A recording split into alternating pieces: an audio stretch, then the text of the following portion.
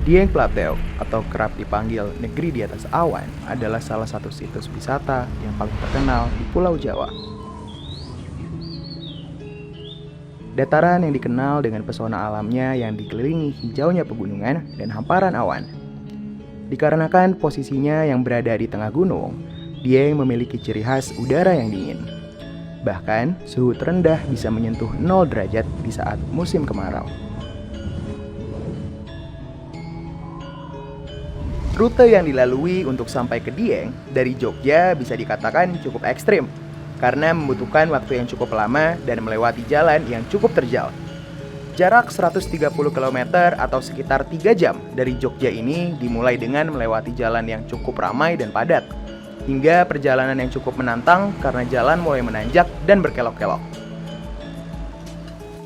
Selama perjalanan, kita akan melewati beberapa daerah yang cukup terpencil dan minim fasilitas. Namun, pemandangan yang disajikan selama perjalanan sangat indah dan memukau. Kita akan melewati hutan-hutan hijau dan lebat, sungai-sungai yang jernih, dan perbukitan yang menakjubkan. Selain pemandangannya yang memukau, Dieng juga memiliki event tahunan yang menarik berbagai wisatawan mancanegara, yaitu DCF atau Dieng Culture Fest. Sesuai dengan namanya, yaitu Festival Budaya, event ini memiliki maksud untuk memberdayakan ekonomi di Dieng dengan cara mempertunjukkan sejarah dan adat yang ada di Dieng. Dieng Culture Festival yang akan digelar setiap tahun memiliki berbagai rangkaian acara yang menjadi daya tarik wisatawan seperti pertunjukan jazz di atas awan. Meski demikian, acara yang paling dinantikan di puncak acara Dieng Culture Festival adalah ruatan anak gimbal.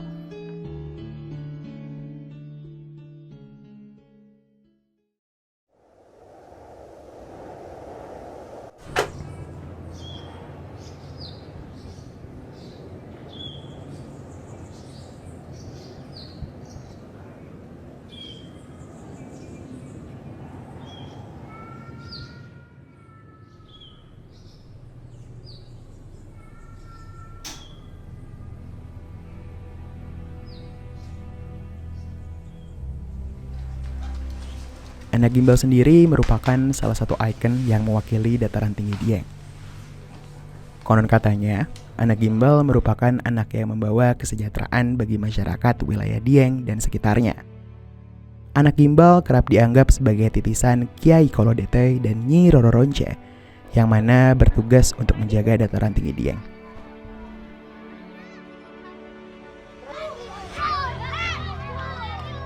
Anak gimbal itu dikatakan turunan dari dulu zaman nenek moyang kita. Anak gimbal itu adalah keturunan dari nenek moyang Dieng. Untuk anak gimbal ini memang dari dasarnya darah turun, darah biru. Mereka yang gimbal berarti ada tag darah biru dari orang tersebut. Jadi berkata anak gimbal atau gembel, ya orang sini punya gembel, ini adalah bagaimana satu anugerah dari Yang Maha Kuasa. Bagaimanapun apapun yang diberikan oleh Sang Pencipta adalah titipan. Jadi mungkin kalau di masyarakat banyak mengatakan ini titipan dari si A, si B ataupun tokoh. Bagi kami semua adalah titipan Yang Maha Kuasa, karena melalui apapun, melalui siapapun itu adalah titipan. Jika dilihat sekilas, anak gimbal tidak memiliki perbedaan dengan anak-anak pada umumnya. Namun, bagaimana dari sudut pandang orang-orang yang hidup berdampingan dengannya? Tentu, anak gimbal memiliki banyak perbedaan dalam sifatnya. Nah, kalau untuk yang saya amati di lingkungan sekolah ya, jadi untuk karakteristiknya itu memang agak berbeda dengan anak-anak yang lain. Dari kondisi, bukan hanya dari kondisi fisik yang bisa dilihat bahwa rambut mereka gimbal saja, tapi juga dari sikap kepribadiannya juga mereka agak berbeda. Untuk kondisi kesehatan fisiknya mereka bisa dikatakan imunitasnya lebih kurang kebal dibandingkan anak-anak yang lain lah. Iya, lebih rendah. Nah, jadi kan itu bisa dibuktikan dari hasil presensi ya. Kita kan setiap hari melakukan presensi, jadi anak-anak yang tidak masuk, termasuk anak yang gimbal itu biasanya yang paling sering tidak masuk atau yang paling sering izin sakit. Kalau menurut saya anak gimbal itu keunikannya itu kalau belum minta dipotong, kalau dipaksa dipotong pasti tumbuh lagi. Ya cara pemikirannya itu lebih cepat. Ya misalnya kalau ada pertanyaan di sekolahan itu langsung nyaut gitu. Untuk melakukan ritual cukuran anak gimbal atau ruatan, tentu tidak bisa dilakukan sewenang-wenang. Ada berbagai rangkaian yang harus dilewati dan dilakukan oleh tokoh adat ruatan itu sendiri. Saya sebagai juru kunci Sendang Setayu sama Sendang Mairokoco yang untuk memandikan anak gembel yang mau dicukur. Itu asal mulanya itu yang mau tumbuh rambut gembel itu umur 2 tahun. Jadi sebelum tumbuh itu dia sakit-sakitan dulu, panas dingin lah. Sedangkan dibawa ke puskesmas pun tetap masih panas dingin. Ya setelah itu nanti kebanyakan yang dibawa ke tempat saya bilang, oh udah ini nggak usah disisir, ini besok mau tumbuh rambut gembel gitu. Ternyata pagi-pagi dilihat sudah jadi rambut gembel beneran itu. Dan itu pun dia nanti kalau sudah bisa ngomong itu nanti ditanya permintaannya apa gitu. Gembel pun itu kan ada macam-macam gembel, ada yang namanya gembel pari, ada yang namanya gembel tunggak, ada yang namanya gembel konde. Jadi kalau yang gembel pari itu gembelnya itu kecil-kecil panjang, tapi kalau yang tunggak besar. Yang konde juga seperti gelung itu. Ya.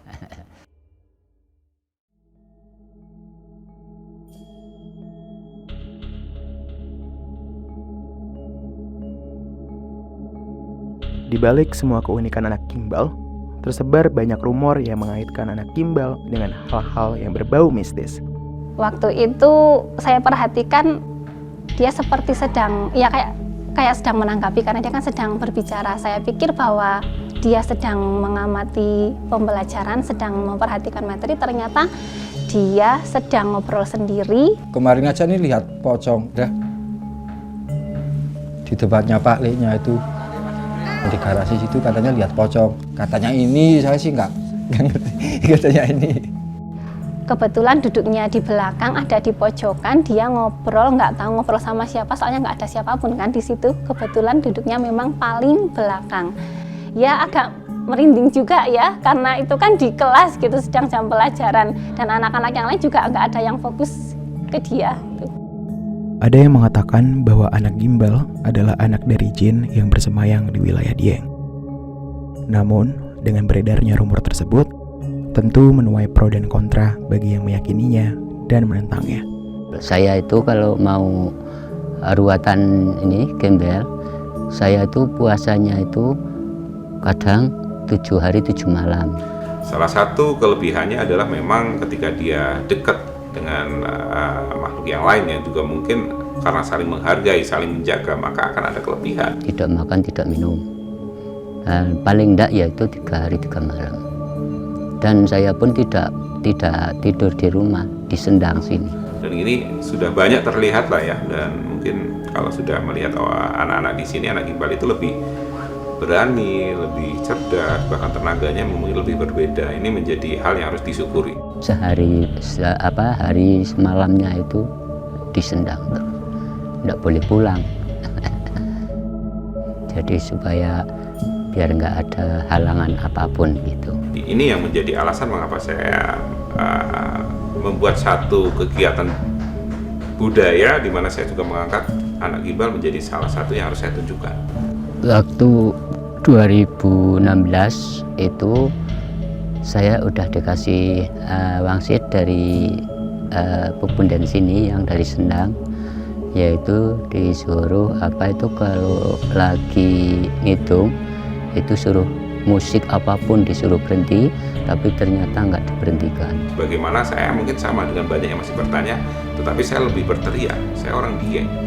Ternyata setelah itu setelah cukuran selesai itu yang kesurupan itu orang 35 orang.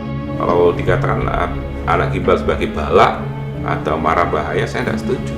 Bahkan ada pembuat cerita yang tidak jelas mengatakan bahwa anak gimbal adalah kutukan. Saya juga, ya mohon maaf, Bagi saya orang Dieng menolak itu. Siapa yang mengatakan kutukan kalau bisa menghadap kepada saya, jelaskan kutukannya apa dan pembuktiannya apa.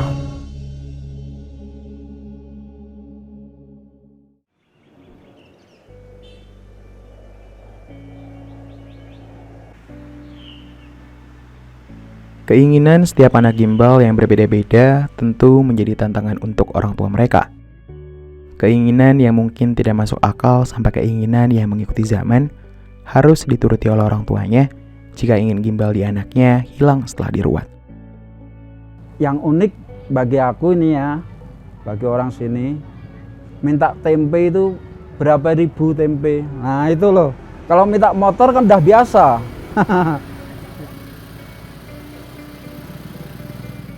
Ada yang 5.000, ada yang 10.000, lah itu loh. Nah, paling unik itu hanya dulu pertama aja, nggak ada yang minta macem-macem, tapi minta kutu lah, itu paling antik, cuma itu aja. Kutu kepala. Ya ini maaf aja ya, dulu juga saya kan gimbal dulu, tapi kan saya kan mintanya kambing 100 dulu, cuman dikasih kambing 1, terus dulu kan ada uang yang 100 rupiah tuh, dikalungin uang 100 dulu. Woi, ponakan gua dulu punya ini apa? Minta koin, uang koin tuh 2 ember. Uang koin 2 ember. Tapi dapat. Dulu kan masih nuker di bank. Berarti masih bisa dulu. Mintaannya kan macem-macem lah, yang lucu-lucu gitu. Ada yang minta kentut ibunya, ada yang minta kepala ayam 100 biji, ada yang minta ikan asin, juga ada yang minta apa ini, cakar ayam dan juga ya macam-macam lah. Menganalisis dari karakter itu ya tentu kita harus menerima bahwa anak gimbal itu punya keinginan yang kuat misalnya, dan keinginan itu memang harus diberikan. Sebagaimana ketika dia dicukur, maka dia akan meminta permintaan yang kuat dari hatinya karena dia berkomunikasi juga. Selain memiliki sejuta keindahan, Dieng masih menyimpan banyak misteri darah di dalamnya. Seperti anak gimbal kali ini, sejarah lainnya memiliki ceritanya masing-masing. Sebagai manusia, sudah seharusnya kita tidak mendiskriminasi satu dengan yang lainnya. Seperti kisah anak gimbal, setiap manusia memiliki haknya masing-masing. Semoga ya harapannya memang semoga kesehatan fisiknya lebih baik, jadi mereka bisa ikut kegiatan KBM secara lancar, juga bisa ikut seperti anak-anak yang lain mengikuti pembelajaran, jadi juga tidak terlalu sering izin, tapi karena kalau itu memang dari keadaan fisiknya mereka yang tidak memungkinkan, ya kita tidak bisa memaksa gitu. Ya harapan saya sih anak sering sehat lah. Yang kedua jadi anak yang baik, berguna bagi nusa dan bangsa, agama terutama. Ya ingin anaknya menjadi anak yang berguna, yang solih-solihah. Ya, tentu anak gimbal ini salah satu fenomena yang ada di Dieng, ada di Indonesia, dan akan menjadi salah satu ciri khas juga budaya yang ada di Indonesia ini. Saya mengajak semua untuk saling menghargai, sebagaimana yang kita ketahui Nusantara ini adalah satu bangsa yang memang banyak di dalamnya adat istiadat, suku bangsa yang memang di Nusantara ini juga sudah dituntut untuk saling menghargai, berbineka tunggal ika. Jadi ayo kita mengangkat budaya kita masing-masing, kita menghargai orang lain, dan tentu kita harus menjadi manusia yang bermanfaat untuk orang lain.